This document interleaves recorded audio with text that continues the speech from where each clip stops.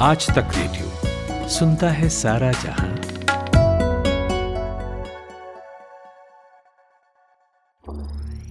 ज्ञान ध्यान।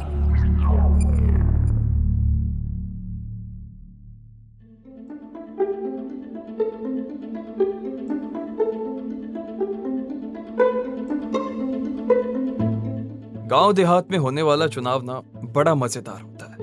सरपंच के चुनाव में उम्मीदवार से हर कोई परिचित होता है। घर घर उठना बैठना होता है तो लोगों को भी सामने वाले के व्यक्तित्व के बारे में ठीक ठाक समझ रहती है।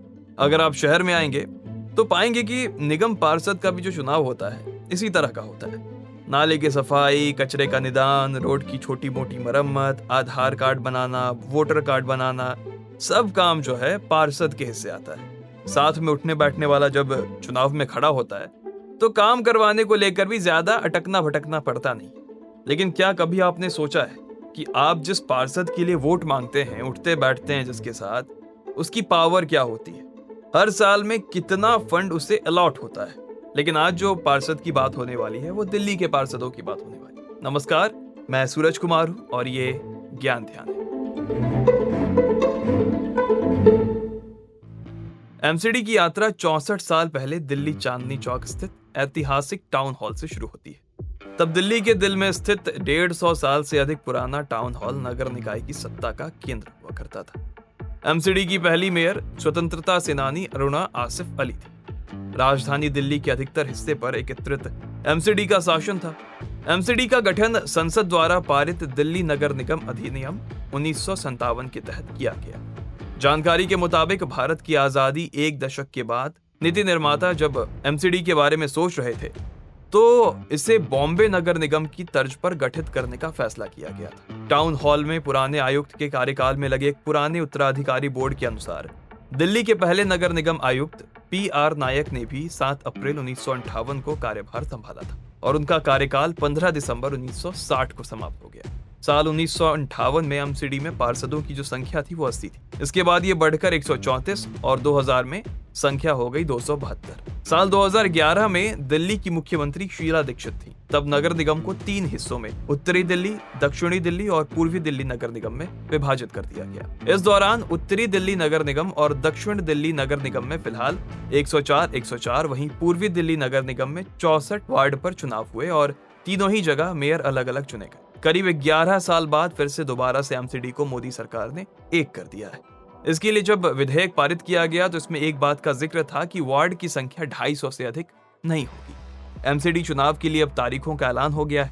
अब सवाल यह है कि एमसीडी के पास जिम्मेदारी किस किस चीज की होती है? तो street light, primary school, property और professional tax collection, toll tax collection system, शमशान और जन्म मृत्यु प्रमाण पत्र, डिस्पेंसरीज, ड्रेनेज सिस्टम, बाजारों की देखरेख का जो जिम्मा होता है वो होता है एमसीडी के पास। एमसीडी के जरिए कई काम ऐसे किए जाते हैं जो लंबे समय में सभी पार्टियों के वोट बैंक के लिए बेहद अहम होते हैं। सड़क निर्माण से लेकर स्कूल और टैक्स कलेक्शन का आय बहुत बड़ा स्रोत होता है। दिल्ली एमसीडी का बजट करीब 15,000 करोड़ से ज्यादा का है। इस बड़े बजट के जरिए कई सारे विकास कार्यों को अंजाम दिया जाता है। ऐसे में इतने बड़े बजट वाले एमसीडी पर कब्जा करने की हसरत सभी दलों की रहती है।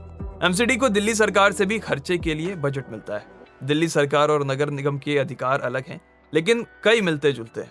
सड़क का निर्माण एमसीडी और दिल्ली सरकार दोनों कराती है। एक और जहां 60 फीट से कम चौड़ी सड़क का जिम्मा एमसीडी के पास आता है तो वहीं इससे अधिक सड़क चौड़ी दिल्ली सरकार के पास होती है। स्कूल दोनों के पास है। प्राइमरी एमसीडी के पास तो वही हायर स्कूल का जिम्मा है। प्राइमरी स्कूल का जिम्मा एमसीडी के पास है तो वहीं हायर स्कूल का जिम्मा दिल्ली सरकार के पास।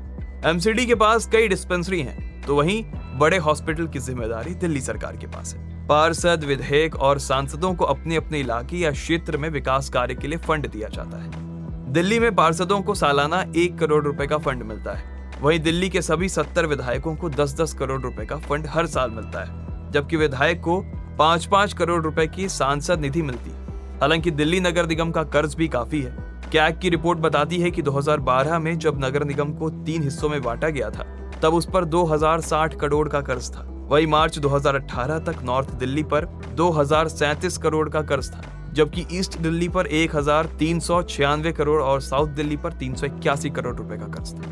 दिल्ली की जमीन, पुलिस और सार्वजनिक व्यवस्था पर केंद्र सरकार का अधिकार है। बाकी सारे काम दिल्ली सरकार के अधीन।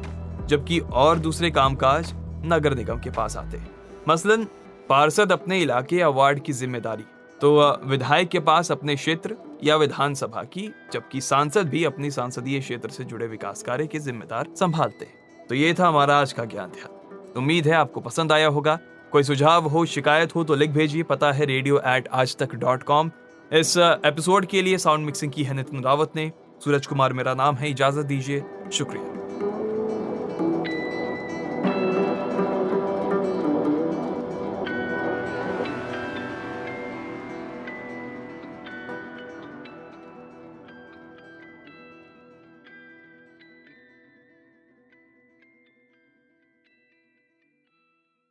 गुलों में रंग भरे बादे नौ बहार चले, चले भी आओ कि गुलशन का कारोबार चले। एक बार फिर हमारी और आपकी महफिल सजने वाली है। किस्से कहानियों की दुनिया सजने वाली है। कविताओं से आपके दिल में जोश भरने वाला है। तो फिर नोट कर लीजिए तारीख। साहित्य आज तक 18 से 20 नवंबर, मेजर ध्यानचंद नेशनल स्टेडियम, नई दिल्ली। आइएगा जरूर, क्योंकि इस बार तो लंबे इंतजार के बाद हो रही है मुलाकात। फ्री एंट्री के लिए अभी रजिस्टर करें www.aajtak.in/sahitya या फिर मिस्ड कॉल दें 9310330033 पर। Presented by Rajnigandha।